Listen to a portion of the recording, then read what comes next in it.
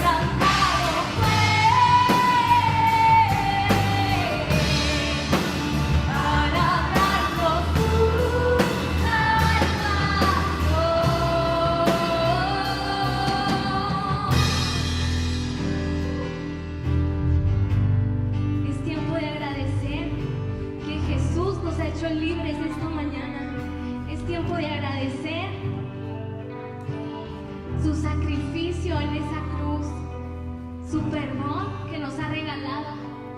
Así que vamos a cantarle. Mi alma estaba rota y herida, pero tu gracia la restauró. Manos vacías que tú llenaste, soy libre en ti.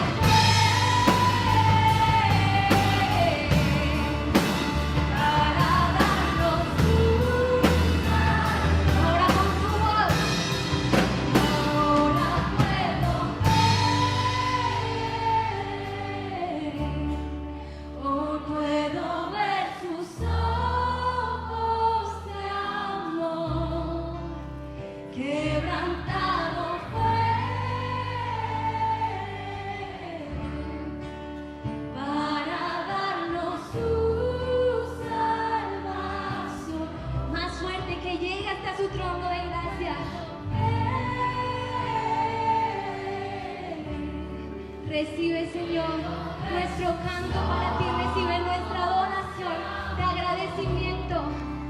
Quebrantado fue para darnos su salvación. Gracias, Señor Jesús.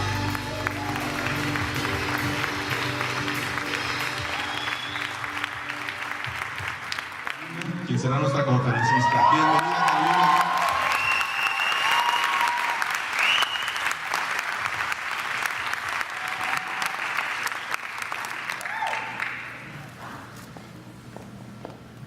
Buenos días, familia. Pues primero que nada yo quiero empezar esta mañana con una oración bien breve y para ponernos en manos de Dios.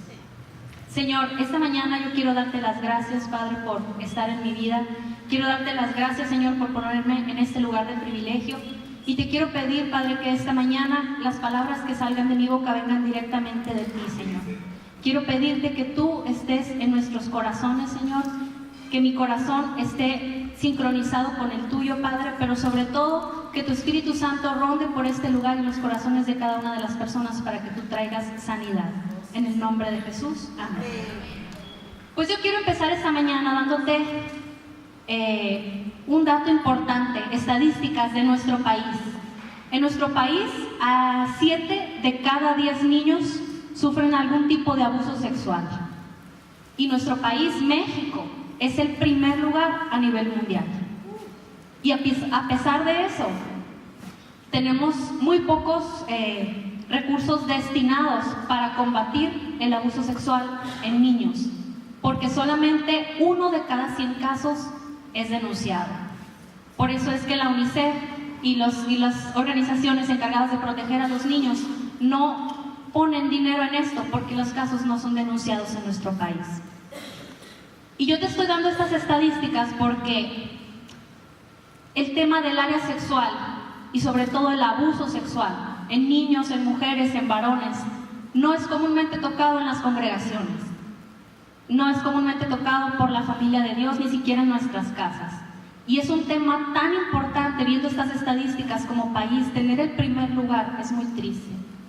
Por eso es que es muy importante que nosotros como familia de Dios estemos informados y toquemos este tipo de temas.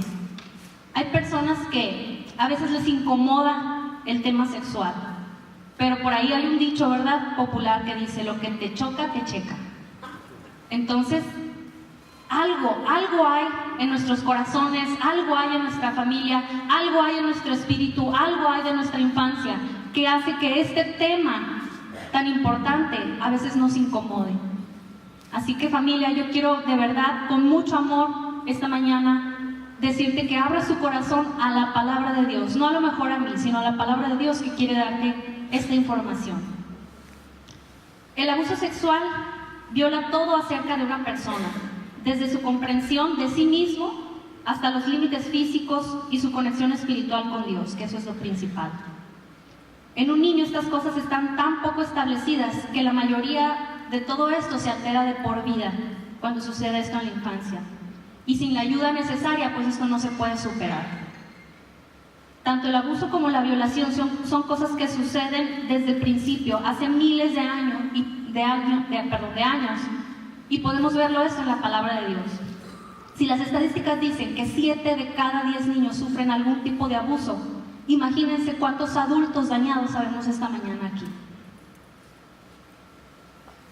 En la palabra de Dios hay registro de todo esto, y yo quiero contarte un caso muy específico que cuando yo lo estaba leyendo se me hizo muy sorprendente, porque si sucediera en alguna de nuestras familias, yo creo que nos simbraría a todos. Y si tú lees este caso en la Biblia, es un caso digno de La Rosa de Guadalupe, de Mujer Casos de la Vida Real, de cualquier programa de esos, ¿no? Parece de novela. Pues yo te quiero hablar de la historia de Tamar. Tamar era una hermosa princesa, hija de David. Ella aproximadamente tenía entre 13 y 16 años cuando sucedió esto. Ella fue ingenua respecto al peligro que acechaba dentro de su propia familia. La historia de Tamar está en 2 de Samuel 13, del 1 al 22.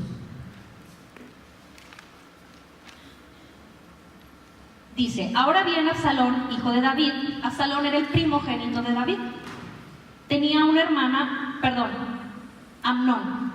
Absalón era hermano de Tamar, hermano de papá y de mamá. Amnón se enamoró perdidamente de Tamar, se obsesionó tanto con ella que se enfermó. Ella era virgen y Amnón pensó que nunca podría poseerla. Aparte, pues era su hermana, ¿verdad? Era princesa también. Pero Amnón tenía un amigo muy astuto que era su primo Jonadab, quien era hijo de Simea, hermano de David.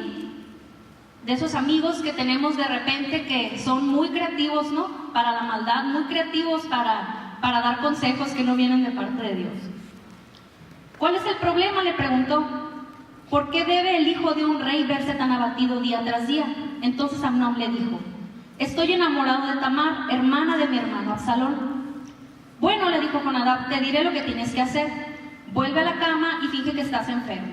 Cuando tu padre venga a verte, pídele que le permita a Tamar venir y prepararte algo de comer. Dile que te hará sentir mejor si ella misma prepara los alimentos en tu presencia y te da de comer con sus propias manos. Entonces Amnón se acostó y fingió estar enfermo.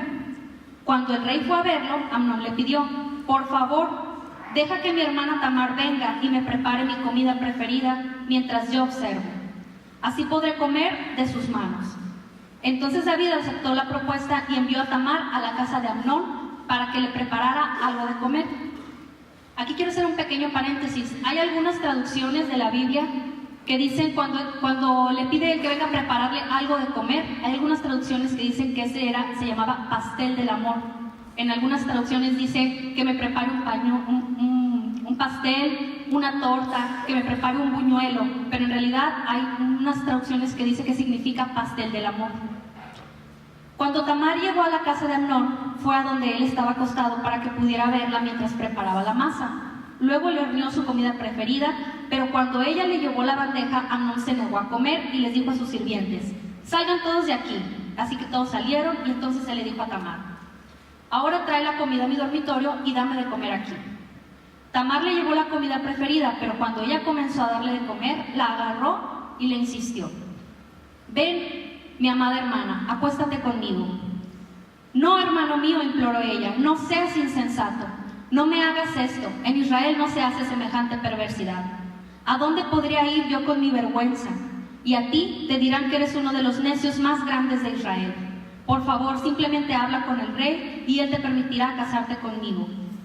Pero Amnón no quiso escucharla y como era más fuerte que ella, la violó. De pronto, el amor de Amnón se transformó en odio y la llevó a odiar aún más de lo que le había amado. Vete de aquí, le gruñó. No, no, gritó Tamar, echarme de aquí es aún peor de lo que me acabas de hacer. Pero Amnón no quiso escucharla, entonces llamó a su sirviente y le ordenó, echen fuera de aquí a esta mujer y cierren la puerta detrás de ella. Así que el sirviente la sacó y cerró la puerta detrás de ella. Tamar llevaba puesta una túnica hermosa, larga, como era costumbre en esos días para las hijas vírgenes del rey. Pero entonces ella rasgó su túnica y echó ceniza sobre su cabeza. Y cubriéndose la cara con las manos se fue llorando. Su hermano Absalón la vio y le preguntó, ¿es verdad que Amnón ha estado contigo? Bien, hermanita, quédate callada por ahora, ya que él es tu hermano. No te angusties por esto. Así pues, Tamar vivió como una mujer desconsolada en la casa de su hermano Absalón. ¿Qué les parece esta historia de Tamar? Es algo muy fuerte, es algo terrible. Y casos como el de Tamar suceden en estos tiempos a muchas mujeres, pero también le suceden a varones. Y la mayoría de estos eventos se dan en la infancia. Y esto no se habla, esto no se dice. La descripción de la Biblia de estudio de lo que es una violación o de lo que es un abuso dice, esto es un engaño, esto es aprovecharse de una persona o explorarla. Significa privarla de la pureza moral que Dios desea para ella, con el propósito de satisfacer deseos egoístas. Estimular en otras personas deseos sexuales que no pueden satisfacerse correctamente es explorarla o aprovecharse de ella. Muchas veces cuando nosotros hablamos de abuso o de una violación, de abuso sexual, pensamos que es en sí tener la relación sexual con la persona. Pero el abuso abarca muchas formas. Puede ser desde tocamientos, puede ser desde palabras, puede ser acoso. Un niño puede distinguir, un niño pequeño, una niña pequeña, cuando un adulto se acerca y le toca la espalda o le toca el brazo y con su tono de voz, su intención a tocarle, decirle, hola, ¿cómo estás? Desde ahí pueden percibir los niños que ya no hay una intención buena. Y lo que sienten los niños, lo que sienten las personas cuando sucede esto, desde ahí ya hay una clase de abuso, ya hay una exposición a ser intimidado, a ser explorado. También el abuso abarca exponer a los niños o a las personas a imágenes de desnudez, ya sea en vivo o ya sea por medio de teléfonos, por medio de computadoras, por medio de televisión. Yo sé que en este lugar vemos muchas personas que de alguna manera hemos pasado por esto en nuestra infancia. Cuando yo tenía 6 o 7 años, sé que es esta edad porque estaba en primero de primaria, había familia por parte de mi abuela que vivía cerca de nuestra casa. Y yo tenía una prima que era de mi edad y yo siempre iba a jugar con ella. Pero era la única mujer que había en su casa. Ella tenía 5 hermanos varones más grandes que nosotros, ¿no? Yo creo que ella era la más chica y el que seguía de ella hacia arriba haber tenido 5 años más grande que nosotros, más o menos. Y yo pues iba de mi casa a su casa a jugar y un día llegué y no estaba ella, no había nadie, solo estaba uno de sus hermanos.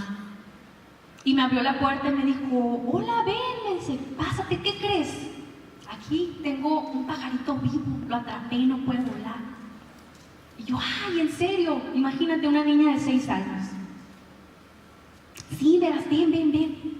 Lo tengo guardado aquí en la bolsa de mi pantalón.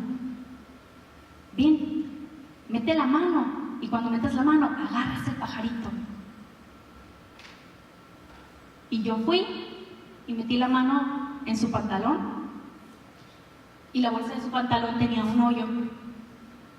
Y obviamente, lo primero que yo agarré fue su pene. Me asusté mucho, tenía 6 años. Saqué la mano, rápido, me fui corriendo a mi casa llorando. No sabía qué estaba pasando, me asusté mucho. Y me vio mi abuela, mi mamá. Me dice, ¿qué pasó? Dije, no estaba, mi prima. ¿Pero por qué vienes llorando? ¿Por qué vienes así? ¿Qué pasó? No, nada, ya no me dejes ir para allá, yo no quiero ir para allá. ¿Pero por qué? Dime qué te pasó. No, es que ya sabes que ellos son bien enfadosos y siempre nos molestan mucho, nos dicen cosas, nos hacen carrilla, pero ya no quiero ir para allá, ya no me dejes ir para allá. Y yo no quise decir nada porque yo sé que si yo le hubiera dicho a mi abuela, si yo le hubiera dicho a mi abuelo, hubiera habido consecuencias. Yo sé el carácter de ellos y yo sé que incluso mi abuelo es capaz, incluso hasta de matar a alguien si hubiera sabido él lo que me había pasado. En otra ocasión, más grande, más o menos entre los 10 y los 12 años, fui a dormir a la casa de otra prima y en la madrugada yo sentí que alguien me tocó. En la casa de ella también de repente había visitas de otros primos que venían de otras ciudades y se quedaban a dormir ahí. Y en la madrugada yo sentí que alguien me estaba tocando y me desperté asustada. Y supe quién había sido, se hizo el dormido, se quedó ahí tirado en el piso. Y lo que yo hice fue salirme de la recámara y me quedé toda la madrugada despierta en la sala, sentada en un sillón, asustada, no me quería ir a dormir otra vez. Igual llegué a mi casa y le dije a mi abuela, ya no me dejes ir a dormir allá tampoco. ¿Pero por qué? No, es que yo al día siguiente me quiero venir temprano y tengo que esperar hasta que llegue mi tío y me quieran traer, mejor ya no me dejes ir. Si yo vengo y te pido permiso y te insisto, tú di que no, que estoy castigada. Pero nunca me atreví a decirle a mi abuela qué era lo que realmente estaba pasando. Los casos no se denuncian por temor al agresor, por el temor a que no te crean, por miedo al rechazo, a la burla o en mi caso por el temor a las consecuencias. A mí me daba mucho miedo quedarme sin mi papá. Porque yo decía, él va a hacer algo y lo van a meter a la cárcel. Él va a hacer algo y va a tener que huir y yo me voy a quedar sin papá. Y yo preferí quedarme callada. La violación y el abuso suceden en todas las clases sociales. Le sucede a niños, le sucede a niñas, pero ese es un tema tabú. Nadie quiere hablar de eso, nadie quiere enfrentarlo. Y las personas que han sufrido algún tipo de abuso o han sido violadas viven una vida de sufrimiento, de amargura, porque es un tema que socialmente no se toca. La idea que tenemos de los abusos y las violaciones son actos cometidos por hombres depravados, personas que te van a asaltar en la calle, el robachicos que le decimos a los niños, pero no es así. El 90% de los casos se da en un entorno cercano, por familiares, por amigos, por vecinos, personas de autoridad como maestros, en internados. Se da siempre, el 90% de los casos se da en un entorno de personas conocidas, a cualquier hora del día y con personas allegadas a los niños. Porque de esta manera el abusador casi no utiliza la fuerza, porque convence, entre comillas, al niño para hacer lo que él quiere y que no diga nada esa persona. Después del abuso, el abusador hace sentir a la víctima culpable y esto le genera soledad, le genera desconfianza, se hacen niños temerosos. Hay incluso niños ya grandes de 8, de 10 años que vuelven a hacerse pipí en la cama. Hay niños que se hacen popó también. Tienen cambios emocionales y psicológicos muy drásticos y muchas veces les genera una tendencia a la prostitución, al alcoholismo, a las drogas, una vida sexual desenfrenada. Confunden su identidad y muchas veces de aquí viene también la homosexualidad y el lesbianismo, porque están confundidos, porque no quieren esa imagen que tuvieron, no quieren acercarse a un varón o a una mujer. Generan odio y se resignan a que nadie del sexo opuesto los va a querer. Muchas veces esto no lo llevamos hasta el matrimonio, porque no llevamos a Dios. Vienen los problemas, muchos se pueden hasta divorciar porque no saben por qué él o ella es de esa manera. ¿Por qué mi esposa no se deja tocar por mí? ¿Por qué mi esposa me saca tanto la vuelta? Pero también sucede con los varones, que no quieren estar con la esposa. Y las mujeres nos ponemos a pensar, ay, no le gusto, ay, anda con alguien más. Pero no nos vamos más allá a pensar y a tener la confianza de pareja de platicar estas cosas. Porque también las mujeres, si nos sucede algo, no tenemos la confianza de decírselo a nuestro esposo porque tenemos temor de qué va a pensar de nosotros. Tenemos temor, en lugar de ser víctimas y buscar una defensa, que nos vayan a decir que nosotros fuimos culpables. O que después, en un momento de enojo, nos vayan a echar en cara. Y tenemos que generar esa confianza entre matrimonio para hablar de estos temas, para comprender lo que está pasando con la otra persona.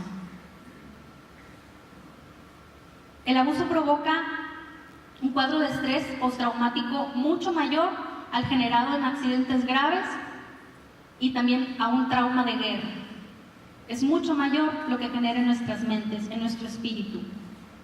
El abuso físico o sexual deja marcas tan profundas en las víctimas que eso lo reviven cientos y cientos de veces en su mente, una y otra vez, lo están reviviendo.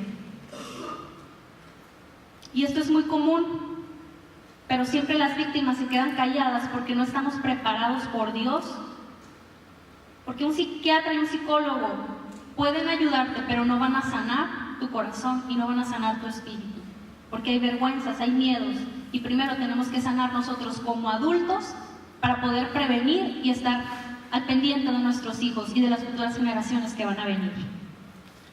Yo quiero darte esta mañana 5 puntos para entender esto que sucede. El primer punto es ¿por qué sucede esto? Muchas personas podemos decir, bueno, o a veces que nos cuestionan, ¿verdad? A los que somos creyentes, ¿por qué si existe Dios suceden este tipo de cosas con alguien inocente, con niños que no saben ni qué onda? Pues en Juan 10:10 dice, el ladrón viene solamente para robar, matar y destruir, pero yo he venido para que tengan vida y para que la tengan en abundancia. El ladrón es el diablo y ese es nuestro primer enemigo. Dios es arquitecto, Él edifica y el diablo destruye.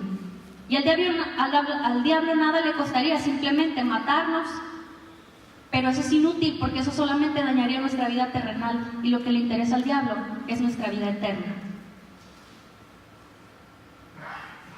Dios crea una especie de límite, de un muro alrededor de nosotros que impide que entre algo que nos va a dañar y eso es la inocencia, es la santidad que tenemos cuando estamos niños.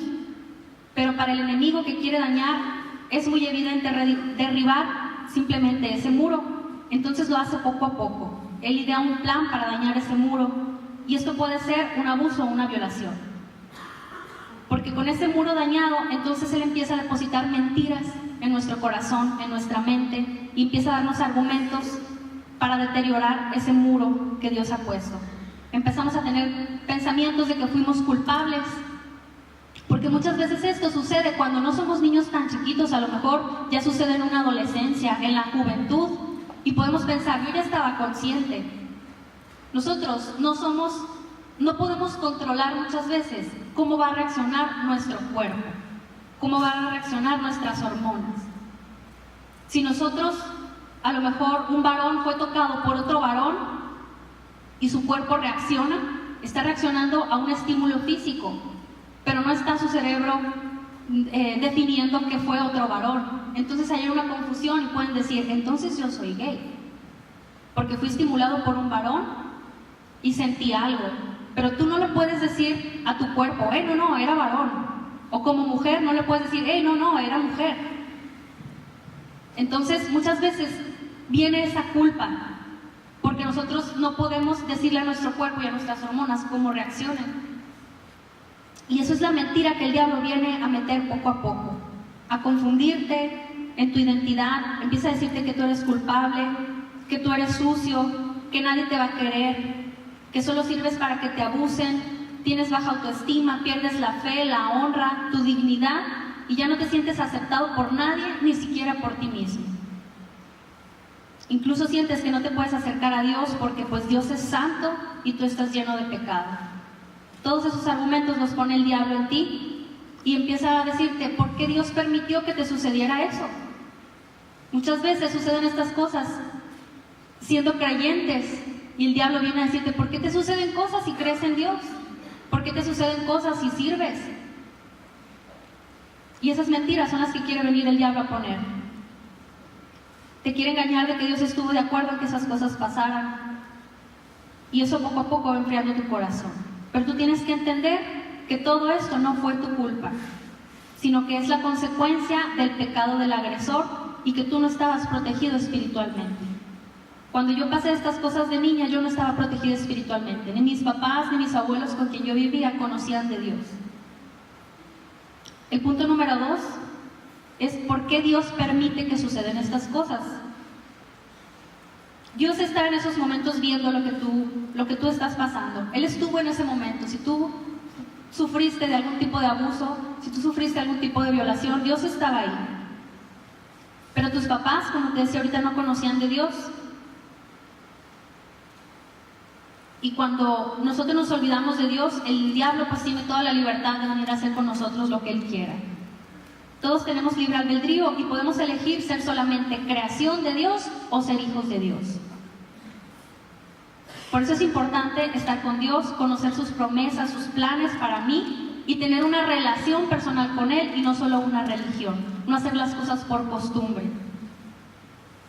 Acuérdense que Dios no tiene nietos, Dios solamente tiene hijos. Y es nuestra responsabilidad educar a nuestros hijos, enseñarles la palabra de Dios para que ellos desde chiquititos amen por ellos mismos a Dios. Que no sea el Dios de sus papás. Nosotros no podemos tener el Dios de nuestros padres, porque Dios no tiene nietos.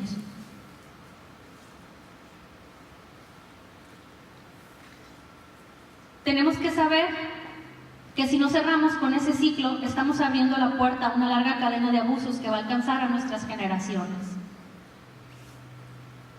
Porque así como existen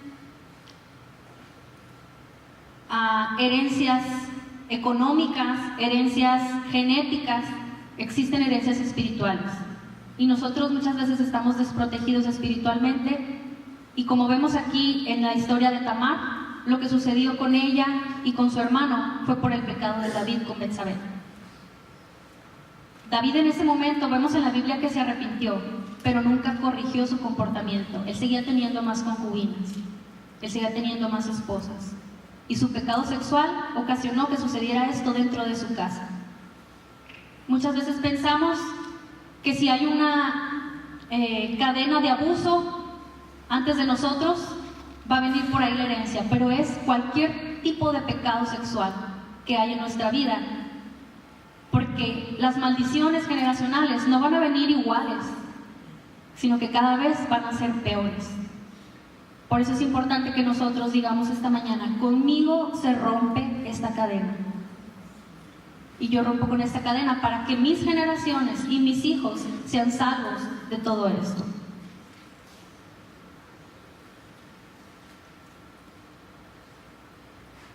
Podemos ver también aquí en la palabra que David se enteró de lo que había sucedido con su hija Tamar, que su propio hijo, que su primogénito Amnón, había violado a su hermana. Y en la palabra dice que David se enojó, pero David no hizo nada como papá. David no defendió, David no corrigió a su hijo, simplemente se enojó. En Levítico 18 dice: nadie se acercará a ningún pariente cercano para tener relaciones sexuales o ver su desnudez, porque esto sería como deshonrarte a ti mismo. Por eso es que Tamar le decía a su hermano: vas a ser la persona más insensata conocida en Israel. Él estaba obsesionado con su hermana. Tenemos que enfrentar el abuso y el daño que nos hicieron, ir a ese muro de protección dañado y decirle a Dios: Señor, aquí hay un daño en mi ser, tengo que ser sanado, tienes que sacar toda esa basura, porque si no, puedes ir de relación en relación. A lo mejor te vas a casar 1, 2, 3, 4, 5 veces y no va a haber una sanidad en ti porque no has ido a la raíz. O a lo mejor en tus noviazgos vas a ir de noviazgo en noviazgo porque no has ido a la raíz de ese pecado sexual. Y las personas van a seguir pisoteando tus ruinas. Esas ruinas que hay, como cuando hay un terremoto, van a seguir siendo pisoteadas. Pero tú tienes que dejar que Dios te edifique, porque Dios construye y nadie puede pisotear un edificio. Las ruinas sí pueden ser pisoteadas, pero un edificio no. Punto número 3. ¿Cómo podemos prevenir que todo esto suceda? Muchas veces en nuestra cultura, a lo mejor, no sé, de mexicanos, somos muy confiados y somos muy permisivos. Permitimos que entre primos se den besos, se abracen de manera que no es adecuada. Permitimos que esto suceda en amistades cercanas a la familia. Permitimos los besos en la boca, los niños con los papás, las mamás con los niños también. Permitimos cuando están chiquitos que los besos en la boca. Y tenemos que informarnos, porque muchos de los casos de abuso y violación se dan por ignorancia y porque somos permisivos. Permitimos muchas veces, cuando dejamos a nuestros hijos encargados con alguien más, no estamos al pendiente de quién los baña, cómo los baña, cuándo los llevan al baño.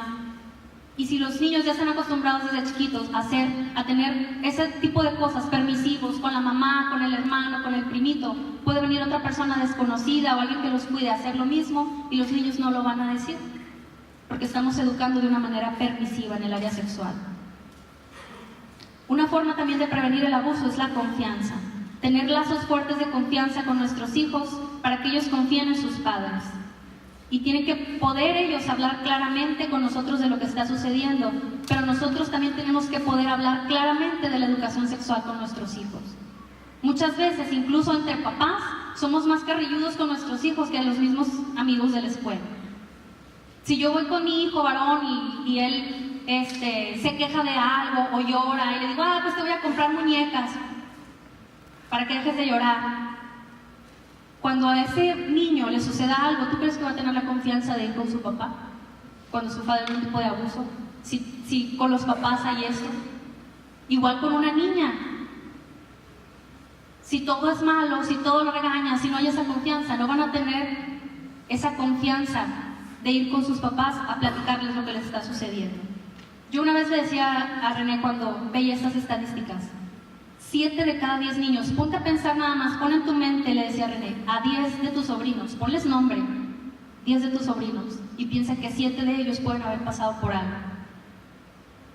de cualquier tipo de abuso. Alguien les dijo algo, alguien les hizo algo, alguien los tocó, alguien les habló, alguien les mostró algo. Piensa en 10 niños de tu casa. Por eso es que tenemos que crear esa confianza con nuestros hijos. No tengas miedo a enseñarles a tus hijos, es la mejor manera de prevenir, dar los consejos claros acerca del comportamiento social básico, decirles a tus hijos que no se dejen quitar la ropa por nadie, que no dejen que nadie toque sus partes privadas y que no guarden secretos con adultos. Porque muchas veces cuando esto sucede, los adultos les piden que guarden secreto, que guarden el secreto y los niños no dicen nada. Nuestra cultura también enseña a los varones a ser agresivos porque asocia la fuerza y la violencia con la masculinidad. ¿Cómo estamos educando también a nuestros hijos varones? Nosotros somos responsables de esta realidad y lo que cada padre estimula en su hijo, porque no respetan a los débiles, festejan al machito cuando gana en la escuela, en una pelea con otro, pégale, defiéndete, haz esto. ¿Y qué es lo que hacen? Fomentar siempre agredir al más débil. Y cuando los jóvenes, la mayoría de los abusadores son jóvenes o adolescentes, porque quieren probar esa hombría violentando a alguien más débil que ellos. Porque es la manera en la que estamos educando como mexicanos a nuestros varones. Según el FBI, el 61% de los violadores tiene menor de 22 años. Es menor de 22 años. Pero también la persona que es abusada tiene que ver justicia y saber que ese no era el plan de Dios para su vida, que lo que sucedió no debía de ocurrir y que Dios es vengador de lo que le sucedió, porque de lo contrario va a pensar que nadie hace nada por él y que nada tiene un límite, y entonces esto puede provocar que la persona abusada después se convierta en un abusador, porque no conocieron justicia, nadie los defendió. Entonces yo también puedo hacer lo mismo, yo también puedo, a lo mejor por coraje, por venganza, con alguien que ni siquiera tuvo nada que ver en eso, ir y hacer lo mismo que hicieron conmigo. Vimos algunos puntos prácticos de prevención, pero definitivamente el mejor es que nosotros tengamos conocimiento de la palabra de Dios, que estemos cerca de Dios. Muchas veces pensamos que nuestros hijos son chiquitos, por ejemplo Samuel pues tiene 9 meses y a lo mejor podemos decir, pues no entiende muchas cosas, pero desde ahorita él ya identifica las canciones de alabanza, ya termina palabras y levanta su manita y baila y aplaude, y desde ahorita tú puedes enseñarles a tus hijos desde chiquitos, desde el vientre puedes cantarles, desde el vientre puedes enseñarles la palabra de Dios, así es que desde niños también puedes enseñarles de Dios. Como les decía hace rato, Dios no tiene nietos y podemos instruir a nuestros hijos en la palabra de Dios, desde muy pequeñitos. Yo te quiero invitar esta mañana a que ya no le hagas culto a ese dolor, porque en ese tiempo no tenías a quien correr, no tenías un defensor, no tenías un abogado. En ese momento no conocías de Dios tú y a lo mejor tampoco tus papás, por eso sucedió lo que sucedió. Pero hoy Dios es tu consolador y Él está aquí para abogar por ti. Así que no dejes que el dolor defina tu futuro. El punto número 4 es la confrontación a lo que te sucedió. Vemos que en este pasaje Absalón le dice a su hermana Tamar, no digas nada, porque es tu hermano. Y a veces cuando un niño habla, se atreve a decir, es tu tío, es tu primo. No ven justicia esos niños. Y es momento, como familia de Dios, alzar la voz. En Levítico 5:1 dice, si alguien es llamado a testificar como testigo presencial de algo que vio o escuchó y peca por no denunciar esto, cargará con ese pecado. Es momento de levantar nuestra voz, es momento de defender a nuestros niños, es momento de crear esa confianza y de creer, no quedarnos nada más con lo que los niños digan y, ¡ay, hombre! O a lo mejor nosotros mismos por temor. Hay un documental que estaba viendo en Netflix que habla de todos los abusos que hubo en los internados con los maristas. Y muchos de ellos dicen que les dijeron a sus padres lo que estaba sucediendo, muchos de esos jóvenes. pero la familia no hacía nada porque tenían temor a la sociedad, tenían temor al pueblito donde vivían, porque ya no le iban a ir a comprar a esa tienda, porque los iban a señalar, porque iban a burlarse de su hijo, y entonces prefirieron no decir nada. Pero es momento de levantar nuestra voz. Y el punto número 5 es el más importante, es el perdón. Necesitamos sanar nuestro corazón y eso se comienza con perdonar. Esto no quiere decir para nada que tengas que convivir con esa persona si es un familiar cercano. Eso no tiene nada que ver con el perdón. Pero hay personas que viven una y otra vez ese momento de abuso en sus mentes y en sus corazones. Y tal vez tu enojo o tu falta de perdón no es ni siquiera con la persona que te agredió, sino contra alguien que sabía lo que estaba sucediendo y que no te defendió. A lo mejor tu enojo es principalmente con Dios, porque no sabes por qué Dios lo permitió. Yo te quiero decir esta mañana que te reconcilies con Dios, porque es quizás con Él con el que estás enojado. A lo mejor te parece imposible, pero Dios te quiere liberar de una vida de apariencias, de mentiras, de secretos. Dios quiere restaurar tu alma, Él quiere tomar tu dolor y transformarlo en algo bueno. Para Dios no hay nada imposible. Y el golpe más duro que podemos darle al diablo es que entregues tu dolor a Dios y que Él lo convierta en una bendición para ti. Que tú seas un mensaje para edificar a otras personas. Dios te quiere restaurado, te quiere sano, te quiere entero, te quiere salvo. Él hace todas las cosas nuevas. Y tal vez tú sientas que la persona que te agredió no debe de ser perdonada y que no merece que tú lo perdones. Pero honestamente, yo creo que ni tú ni yo merecemos el perdón de Dios. Así que yo te invito a que esta mañana, por obediencia y por amor a Dios, sueltes tu dolor y que perdones. En la Biblia dice que Tamar vivió desolada. En algunas traducciones dice que esto significa también estéril. Podemos pensar que entonces Tamar no se casó. Tamar vivió con su dolor toda su vida por un evento. Pero podemos ver otra mujer en la Biblia que era Rahab, que nosotros la conocemos como prostituta. Pero Rahab, dice la palabra de Dios, que vivía con su familia. En la casa donde vivía Rahab estaba su familia, ahí trabajaba Rahab. Quiere decir que la familia de Rahab sabía lo que ella hacía y que muy probablemente vivían de lo que hacía Rahab. A lo mejor hasta la vendían sus papás o su familia. Y cuando los espías israelíes vinieron, Rahab les dijo: cuando vuelvan, sálvenme a mí y a mi familia. Rahab perdonó a su familia, Rahab perdonó su casa. ¿Y cuántos cientos de veces y cientos de eventos pudo haber tenido de estos Rahab? ¿Cuántos abusos durante tantos años? Porque era un trabajo del que la familia de Rahab vivía. Pero Rahab dijo: esto se rompe hoy, esto se rompe aquí conmigo. Y el futuro de Rahab fue brillante. Y las generaciones de Rahab fueron brillantes, porque el nombre de Rahab está en la genealogía de Jesús. Yo te invito esta mañana a que no te quedes como Tamar. Por un solo evento en tu vida, no pierdas tu futuro, no pierdas el futuro de tus generaciones. Yo te invito esta mañana a que entregues ese dolor delante de Dios y que le digas: Señor, esto se rompe aquí conmigo. Rompe esos muros, Dios, rompe esas cadenas.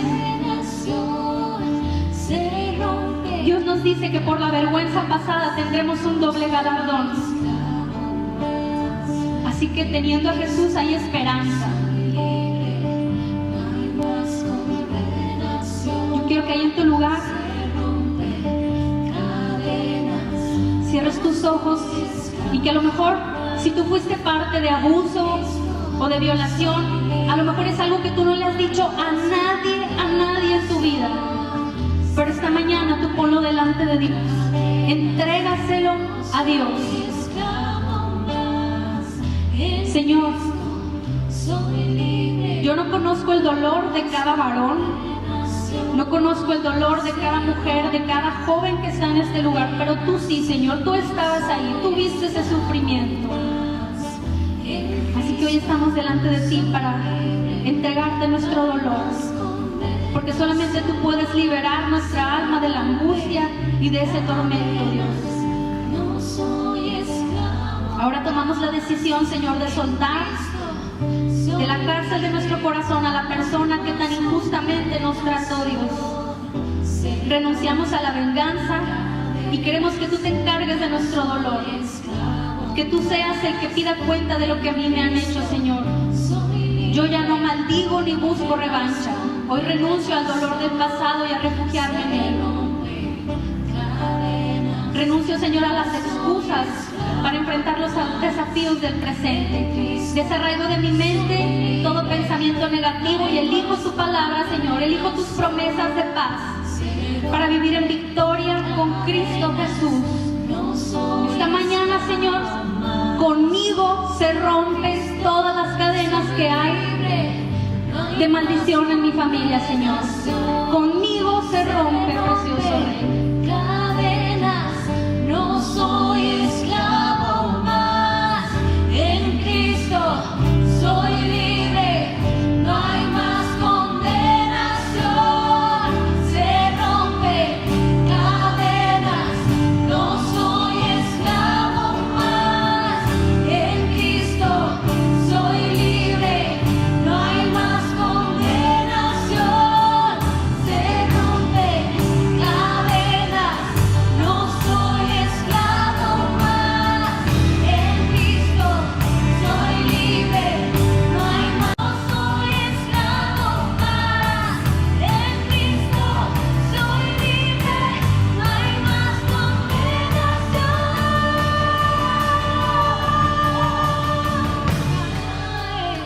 Las murallas caen, las cadenas Dios destruyó, libre estoy, libre, Dios me hizo libre, Él venció la muerte por mí, libre estoy.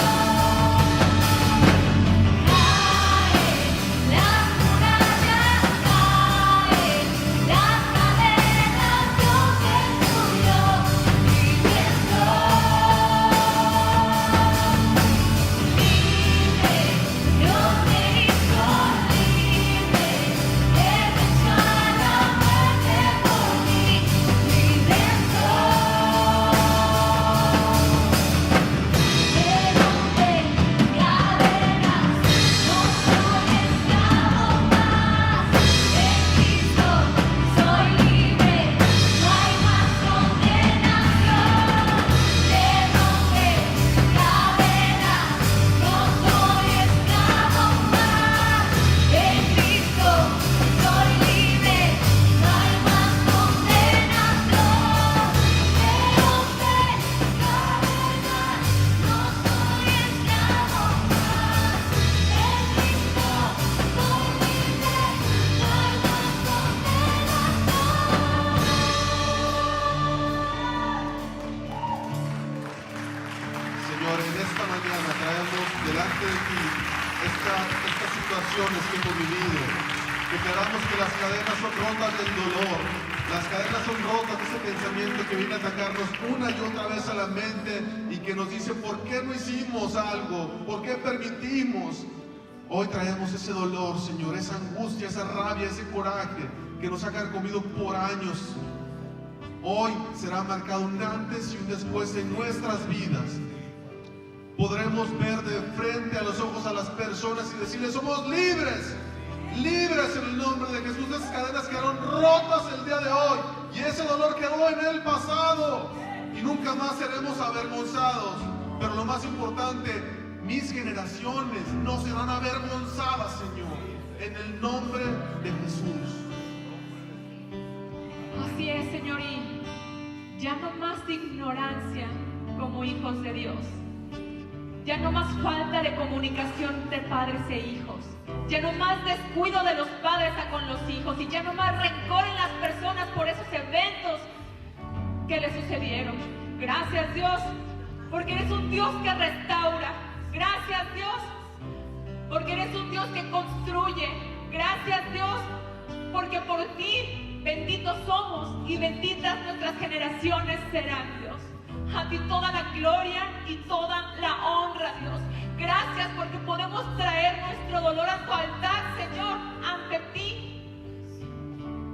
Y tú restaurar ese corazón, Dios. Olvidar lo que nos ha sucedido y perdonar. Y no sentirnos culpables de lo que nos sucedió, Dios. Eso tú lo agarraste, lo aventaste al fondo del mar y nos hiciste nuevos y nos sentimos limpios y nos sentimos puros y nos sentimos santos y nos sentimos dignos, Señor, de ser tus hijos, dignos, Señor, y con la libertad y con la confianza de acercarnos ante ti, Señor, porque tú lo has hecho todo por nosotros. Y todo, Señor, todo has restaurado. Gracias, Dios. Saben, yo realmente siento la presencia de Dios. El Espíritu Santo está aquí de verdad. ¿Y saben qué? Tenemos familia que sufrió esos abusos.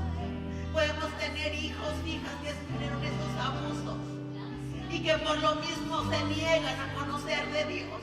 Están enojados con Dios, muchos hijos de nosotros. Tienen enfermedades emocionales. Tal vez hay familia que hasta le caemos mal porque les hablamos de un Dios que ellos no comprenden por qué les pasó esto. Y ahorita, Señor, con esa presencia tuya, con ese poder tuyo, te pedimos por esos familiares, hijos, hijas, que no supimos cuidar, Dios, porque no nos enseñaron a cuidar a nuestros hijos, Padre. Nunca imaginamos que les pasaran esto. Y te venimos a pedir que tú hagas las cosas, Dios, que tú los toques, que tú los sanes, sánalos, Señor, que conozcan tu amor, Dios. Porque muchas veces están con tratamiento, Señor, pero esas pastillas no sanan el alma. Te pedimos por el alma, Señor.